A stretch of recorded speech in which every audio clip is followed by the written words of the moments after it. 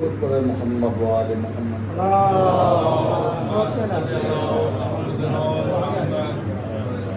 اعوذ باللہ السمیع العلیم من الشیطان اللعین الرجیم، بسم اللہ الرحمن الرحیم، الحمد للہ الذی لم يتخذ صاحبة ولا ولدا ولم يكن له شريك في الملك ولم يكن له ولي من الذل وكبره تكبيرا۔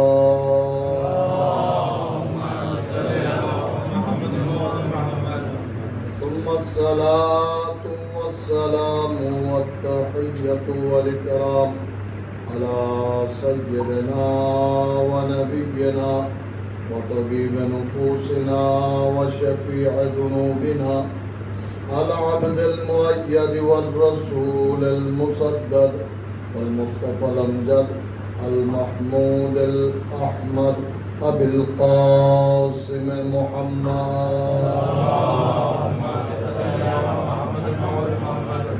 وعلى آل بيته الطيبين الطاهرين المعصومين المظلومين المنتجبين الذين أذهب الله عنهم الرجس وطهرهم تطهيرا۔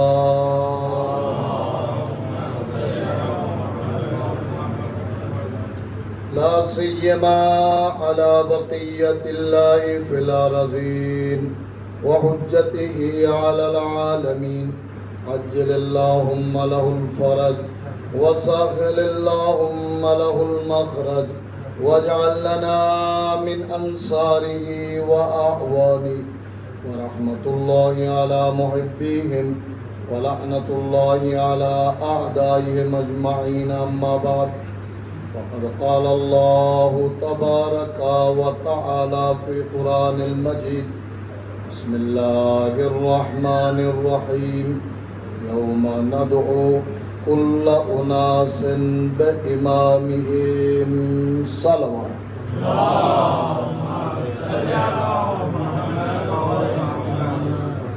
بارگاہ خداوند قدوس میں میری التماس ہے کہ بانین مجلس اور حاضرین مجلس کے عبادت کو اپنی بارگاہ میں قبول فرمائے۔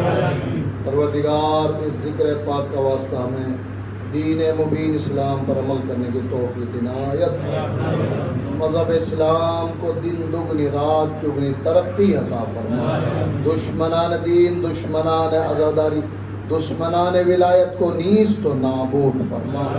پروردگار اپنا آخری حجت کے ظہور میں تعجیل فرمائے، ہمارے مرحومین کی مغفرت فرما۔ اربعین حسینی کے ایام ہے، عظیم ترین دعا ہے، پروردگار ہر مومن مومنہ کو دنیا میں ائمہ کی زیارت اور آخرت میں ائمہ کی شفاعت نصیب فرما۔ دعا کی قبولیت کے لیے بآواز بلند صلوات۔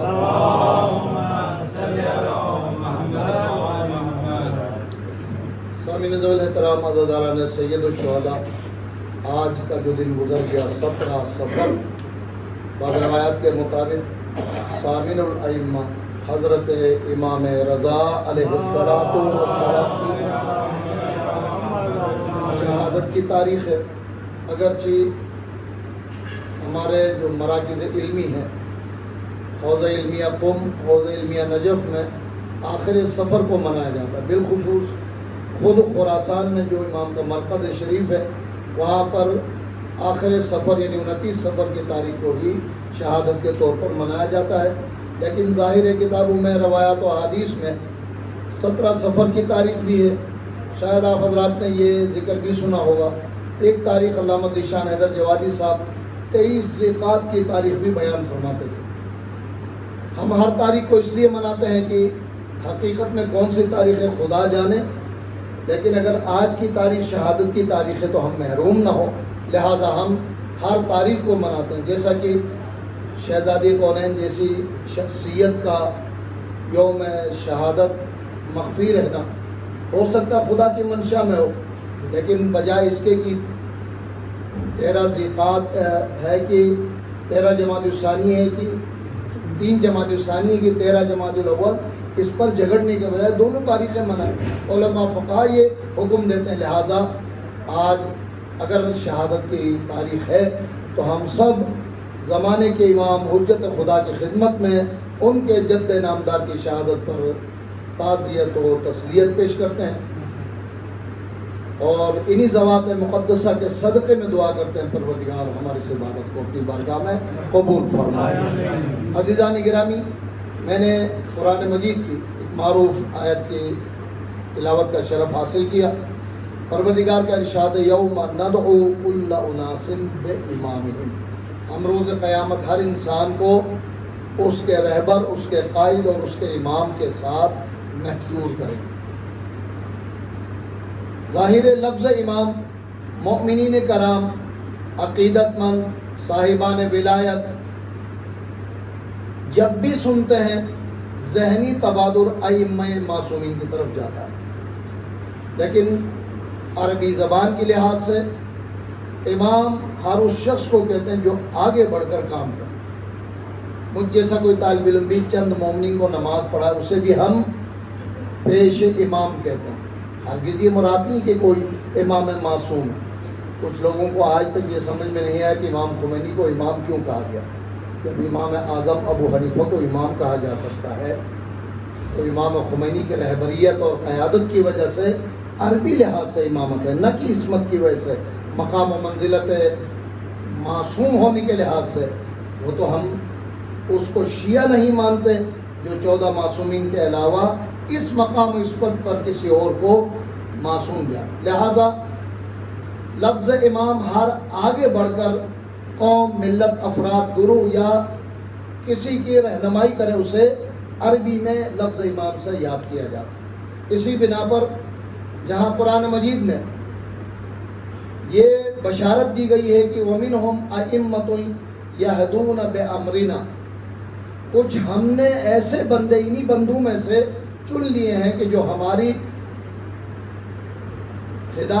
طرف سے معین ہے اور ہمارے دین کی طرف دعوت دیتے ہیں۔ یہ یقیناً ہے ہادیان برحق ائمہ معصومین کی طرف اشارہ۔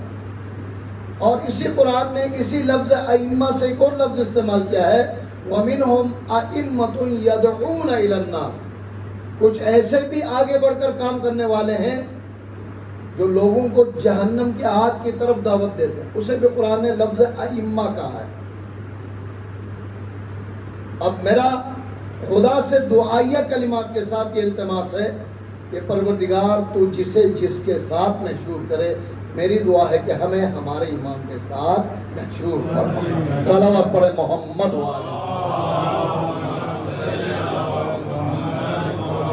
ایک مومن ہونے کے ناطے اور فرمائیے گا، لفظ امامت یقیناً بلند مرتبہ منصب ہے، لیکن اس کے بعد ہمارے ایمان و عقیدے کے مطابق رسالت کا مرتبہ ہے، اس سے بڑھ کر مرتبہ توحید کا مرتبہ ہے۔ ظاہر ہے کسی کو الہ ماننا کسی کو رسول اور امام ماننے سے بڑھ کر، خود رب کریم نے قلب قرآن سورہ یاسین میں یہ ارشاد فرمایا ہے، کیا ہوا ہے انسانوں کو، انہوں نے کیا شیطان کو معبود بنایا ہے۔ بس اس زمرے میں ذہن میں رکھ کر کہ پروردگار کبھی صحیح ہدایت کرنے والوں کو امام کہہ کر رہبران برحق کی ہدایت کرنے والوں کی بات کرتا ہے، تو کبھی ان ظالموں، دشمنوں، جابروں کو جو آگے بڑھ کر لوگوں کے رہنما بنے مگر وہ دین حق سے ہٹانے والے، جہنم کی طرف دعوت دینے والے، ان کو بھی لفظ امام سے پکارا ہے۔ مگر ہمیں اصل ماحول کے مطابق اپنے عقیدے کو مستحکم کرنے اور دین برحق کے پرچار کی خاطر، ولایت حقہ کی سربلندی کی خاطر اپنے پاس کچھ نہ کچھ قرآنی اور اصطلاحی استدلال پیش کرنا ہے، جس کے ذریعے نہ ماننے والوں کو پتہ چلے کہ امام ہمیشہ خدا کی طرف سے منصوص من اللہ ہوتا ہے۔ میں نے اکثر گفتگو میں آپ کی خدمت میں گزارش کی ہے کہ ہم کسی ایسے کو امام مانتے ہی نہیں جسے خدا نے نہ بنایا. یہ عقلی دلیل ہے. ظاہر قرآن اللہ کی طرف سے، دین اللہ کی طرف سے، شریعت اللہ کی طرف سے. نبی کون بھیجتا ہے؟ اللہ بھیجتا ہے. ایک مرتبہ رسالت کا ہے، نبی 1,24,000 ہے اور رسول 313 ہے. خدا نے 1,24,000 میں سے بعض کو فوقیت دے کر، منزلت دے کر 313 کی تعداد میں رسول بنا جو انبیاء کے مرتبے سے ان کا مرتبہ بلند ہے. اور ان رسولوں میں بھی سب برابر نہیں ہے، میرا کہنا نہیں ہے. قرآن کا 3 پارہ پہلا جملہ تلک الرسل فضلنا بعضهم علی بعض، ہم نے ان رسولوں میں سے بھی بعض کو بعض پر فوقیت اور فضیلت دی ہے. کوئی جناب ختمی مرتبت کے برابر رسول نہیں ہو سکتا.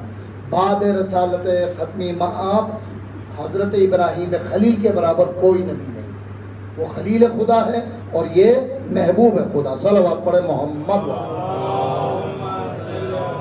ان 313 میں سے بھی خدا نے 5 کو صاحبان اولو العزم قرار دیا. جناب نوح علیہ السلام، جناب ابراہیم علیہ السلام، جناب موسیٰ، جناب عیسیٰ اور ختمی مرتبت حضرت محمد مصطفیٰ صلی اللہ علیہ وسلم. ان 5 پر بھی سرداری، سرتاجی، ختم نبوت حضرت محمد مصطفیٰ صلی اللہ علیہ وسلم.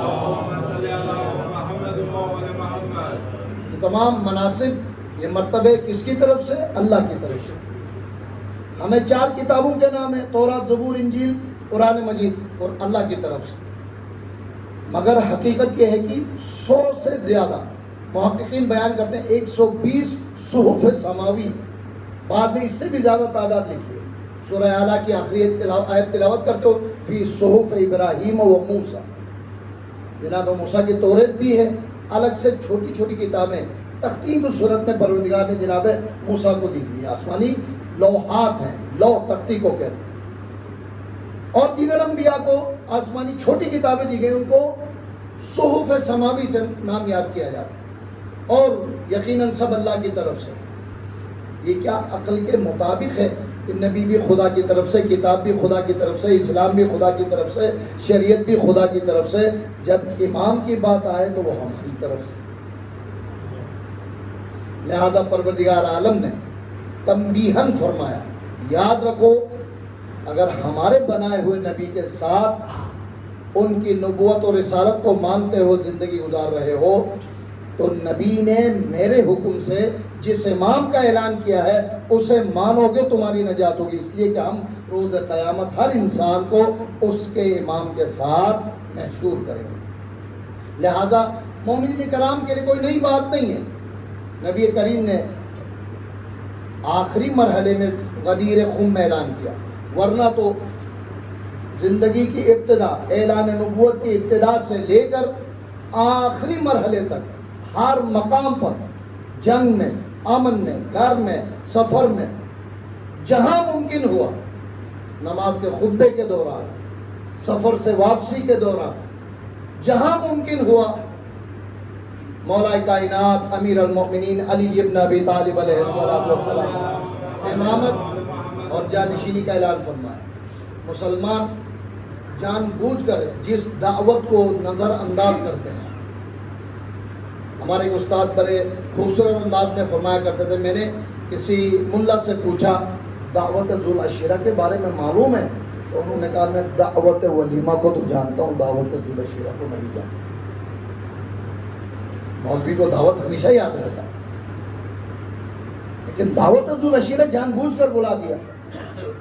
وَأَنذِرْ عَشِيرَتَكَ الْأَقْرَبِينَ. کب کا واقعہ ہے؟ اعلان نبوت کے 3 سال.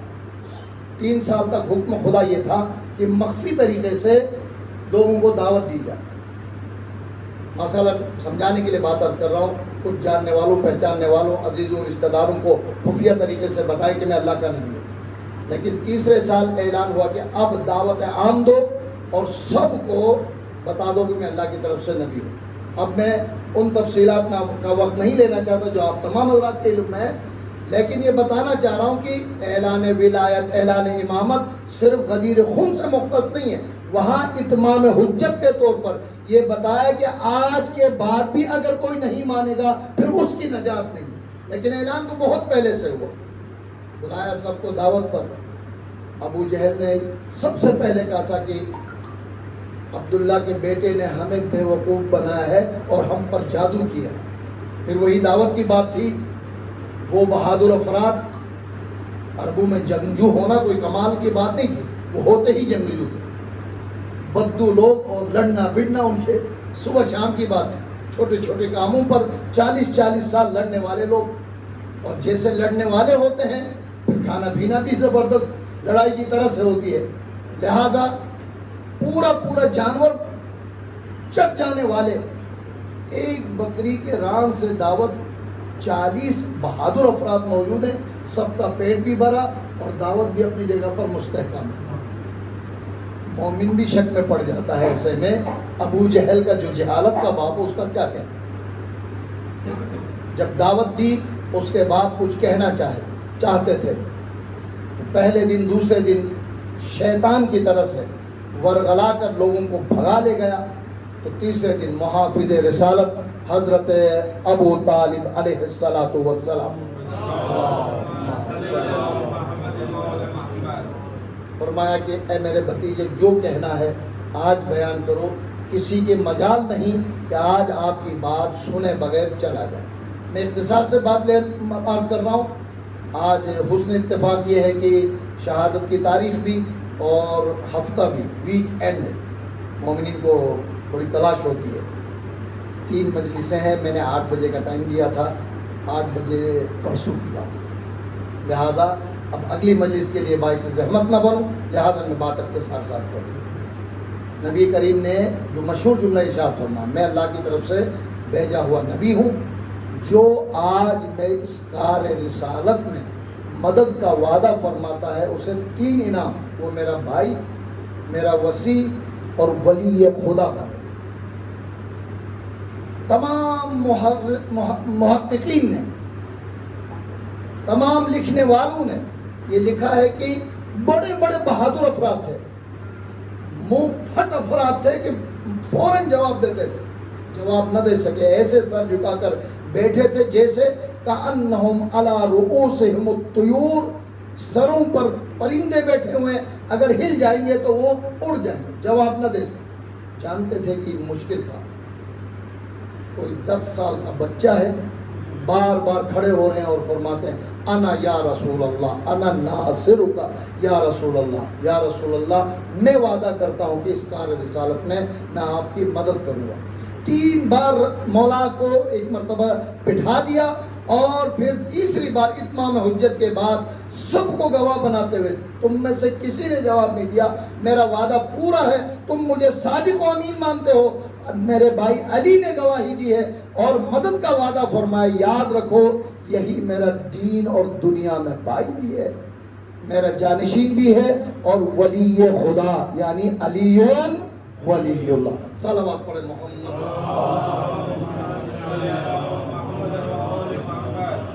میں جو حضرات میری گفتگو سنتے ہیں، اس نہج کی گفتگو کرنے والا نہیں ہے، اپنی اپنی ایک عادت ہوتی ہے، گفتگو کا انداز ہوتا ہے، لیکن اس زمانے میں، اس ماحول میں جب ظالموں کو علی ولی اللہ دہشت گردی لگنے لگی ہے، ہر انسان کو اپنی بساط کے مطابق علی ولی اللہ کا دفاع کرنا چاہیے۔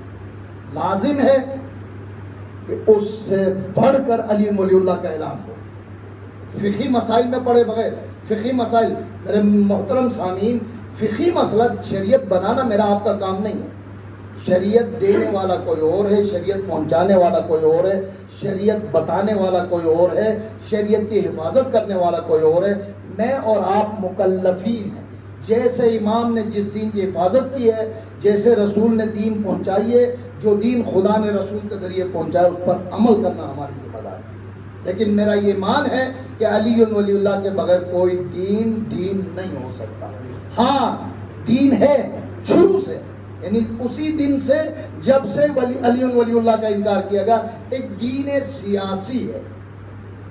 میں ایک نتیجے تک جانا چاہتا ہوں، اور ایک دین حقیقی ہے. بغیر علی ولی اللہ کے دین سیاسی سرکاری اسلام تو ہو سکتا ہے، خدا کا اسلام نہیں ہو سکتا. سلام عرض کرے موجودہ زمانے کے مجاہد اکبر حضرت امام خمینی نے 2 جملے استعمال کیے ہیں. کہتے ہیں کہ اس وقت اموی تو نہیں ہے، بنی امیہ تو نہیں ہے، بنی عباس بھی نہیں ہے، عثمانی بھی نہیں ہے، کیونکہ یہی ظالم تھے جنہوں نے اہل بیت کے اوپر ظلم کی انتہا کر دی. اہل بیت کا نام لے کر اہل بیت پر ظلم کیا.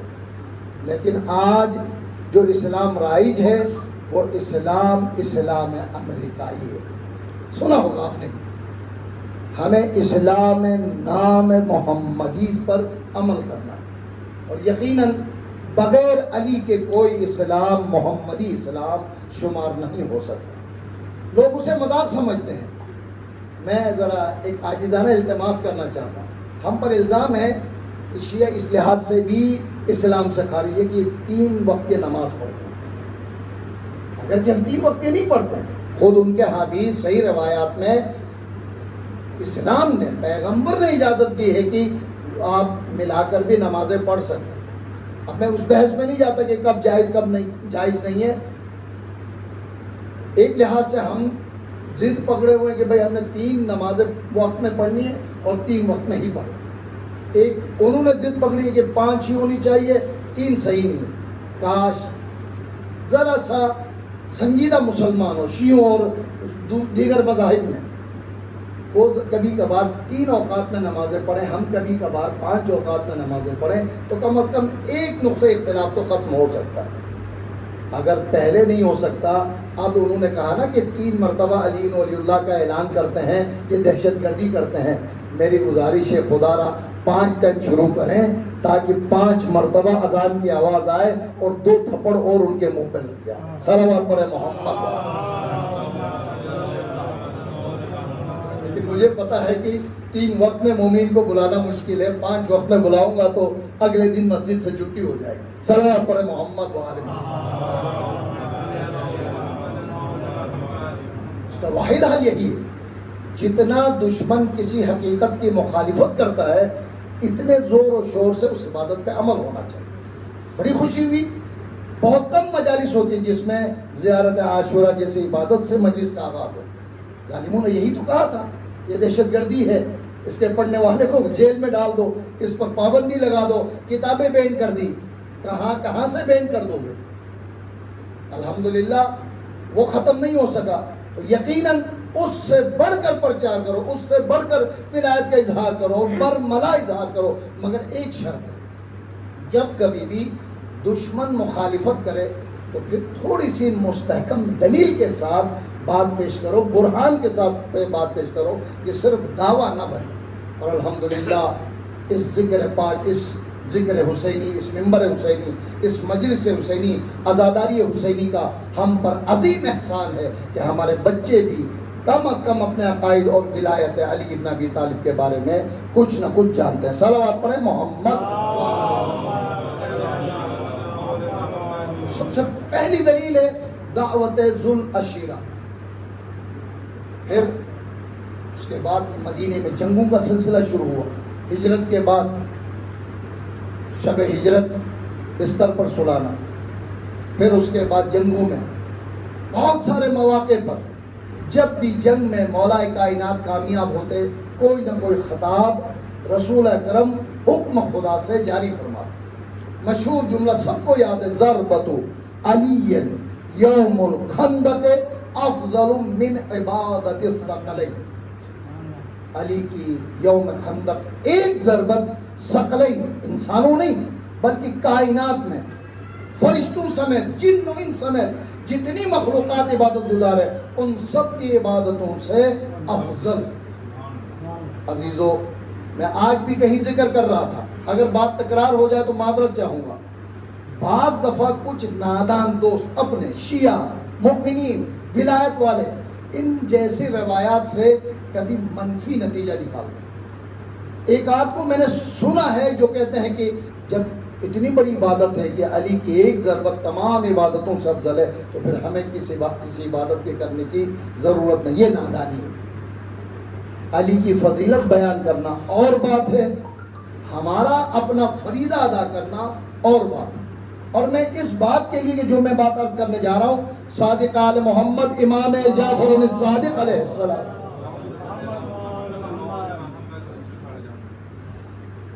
ارشاد فرما رہے تھے، ہم نے بچپن سے یہی سنا، ولایت کا مقام اگر خانہ کعبہ کے متبرک مقام ہجر اسماعیل اور مقام ابراہیم کے درمیان ایک انسان ہزار سال رات نماز میں، دن روزے میں اور جہاد فی سبیل اللہ میں مارا جائے، لیکن اس کے دل میں میرے بھائی علی ابن ابی طالب کی محبت نہ ہو، ساری نماز روزے اس کے منہ پہ مار دیے جائے. امام نے اسی روایت کے ذیل میں فرمایا کہ ہماری ولایت کا مقام یہ ہے کہ بغیر ہماری ولایت کے کوئی عبادت قابل قبول نہیں. ایک شخص فوراً چوراہے پہ جا کے چیخنے لگا، چلانے لگا، لوگوں آؤ ایک نیا پیغام لے کر آؤں، بڑی بشارت لے کر آؤں، خوشخبری لے کر آؤں. شہر کا ماحول ہے، ایک مرتبہ چیختا چلاتا دیکھ کر مجمع عام جمع ہوا.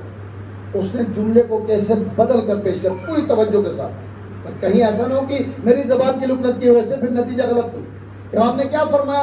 ہماری ولایت کے بغیر کسی کی کوئی عبادت قابل قبول نہیں ہے. وہ شخص کہتا ہے میں نے چھٹے امام صادق آل محمد کو کہتے سنا ہے کہ فرماتے ہیں کہ ہماری ولایت کی موجودگی میں تمہیں کسی نماز روزے کی ضرورت نہیں ہے. انا للہ و انا الیہ.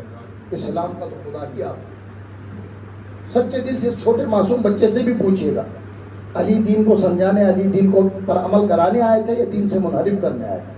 صادق آل محمد اس مذہب کے بانی، مذہب جعفری کہلاتے ہیں نا ہم لوگ، اس مذہب کے بانی ہیں. انہوں نے دین پر عمل کرانا، دین کو سمجھانا چاہا یا دین سے منحرف کرانا چاہا؟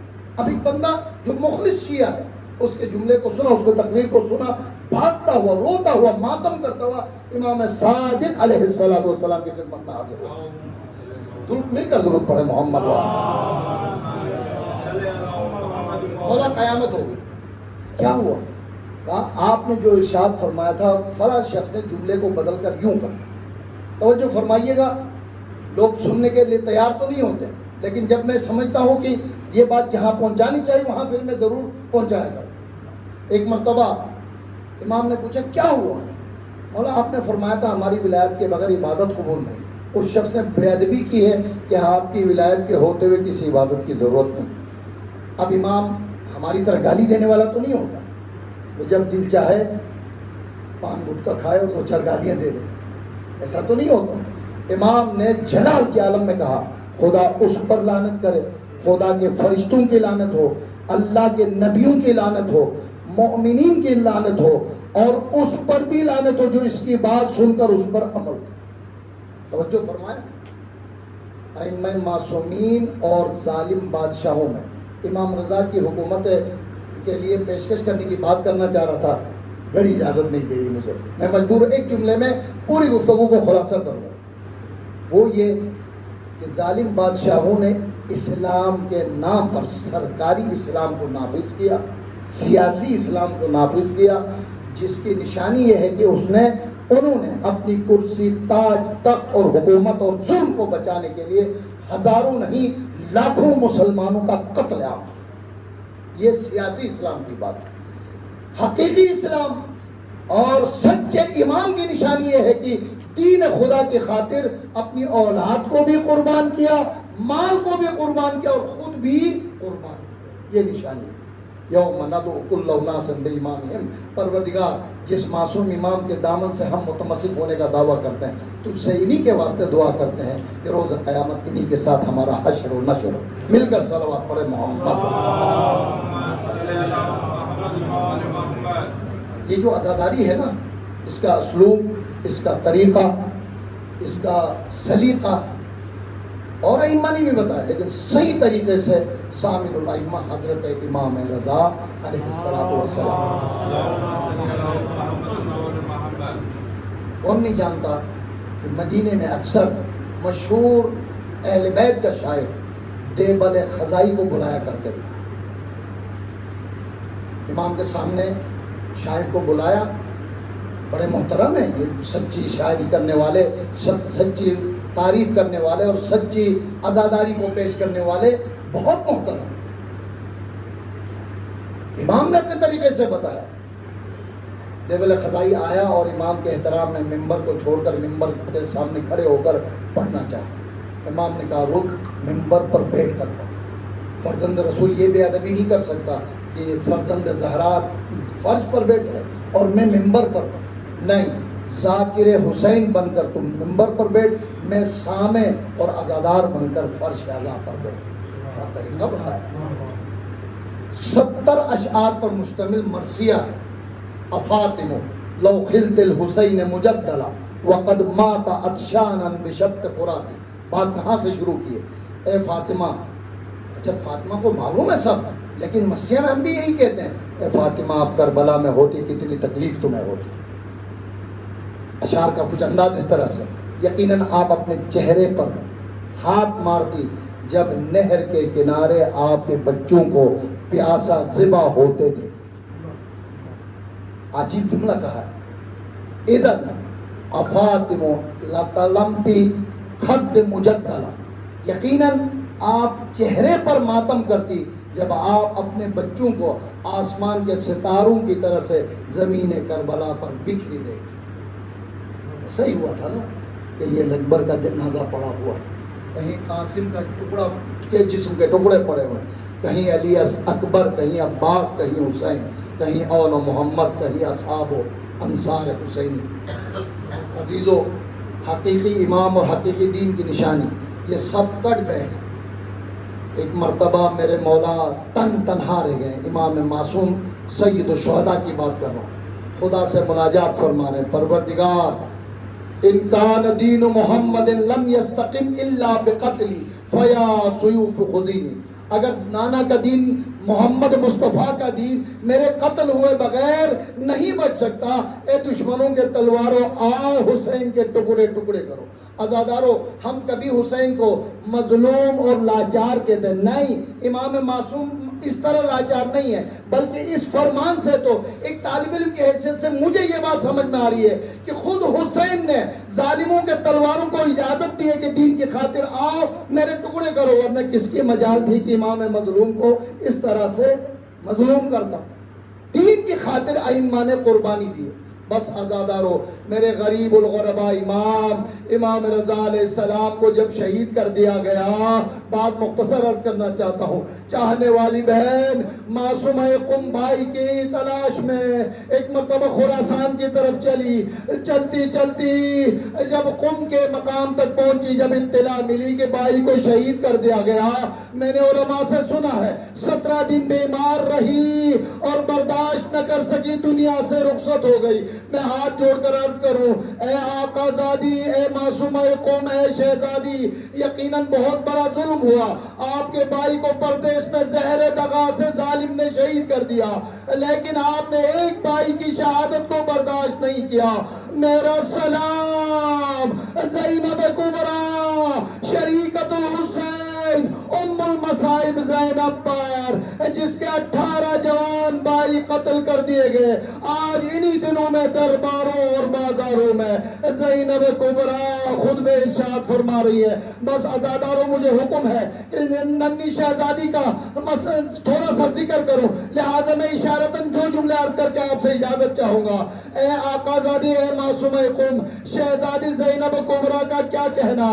ارے 4 سالہ بیٹی نے بھی سارے مصائب سہنے کے باوجود اسلام کی خاطر پردیس پہ جان دے دی۔ عزاداروں، معلوم ہے نا، جب ننھی سکینہ کو بابا خواب میں نظر آئے، ایک مرتبہ گلے شکوے کرنا شروع کیا، لیکن آنکھ کھلی، خرابے کے زمین پر اپنے آپ کو پایا، کبھی ادھر دیکھا کبھی ادھر دیکھا، بابا نظر نہ آئے۔ پھوپھی اماں پوچھنے لگی، میرے لال کیا تلاش کر رہی ہو؟ ایک مرتبہ کہا، پھوپھی اماں، میرے بابا آئے تھے، مجھے گود میں لیا تھا، میرے بابا کہاں ہے؟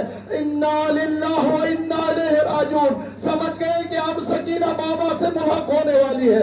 کوہرام بپا ہوا، ظالم نے تسلی کی خاطر حسین کا کٹا سر پیش کیا۔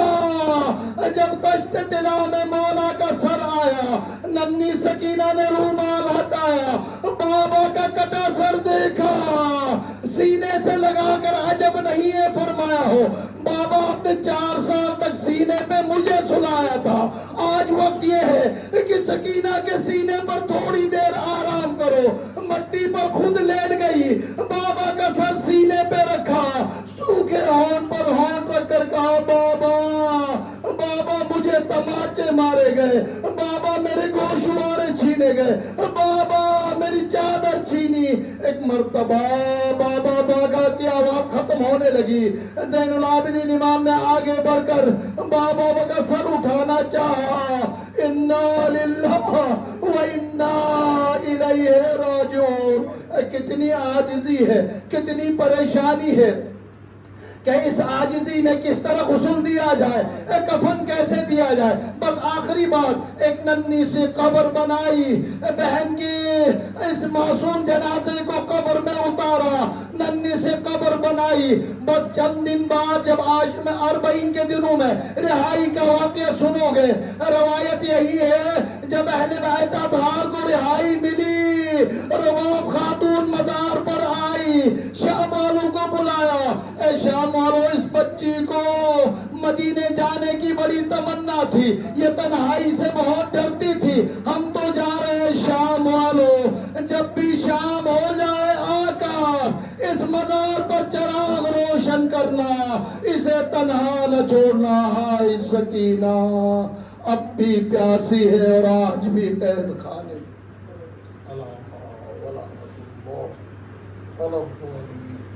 وَسَيَعْلَمُ الَّذِينَ ظَلَمُوا أَيَّامُ الْقَلَبِ يَنْقَلِبُونَ. پروردگار ہمارے اس توسل کو اپنی بارگاہ میں قبول فرما. بانین و حاضرین مجلس کی اس عبادت کو اپنی بارگاہ میں قبول فرما. پروردگار عالم اسلام کو سربلند فرما, دشمنان دین دشمنان مذہب کو نیست و نابود فرما. پروردگار بانین مجلس کے مرحومین کی مغفرت فرما.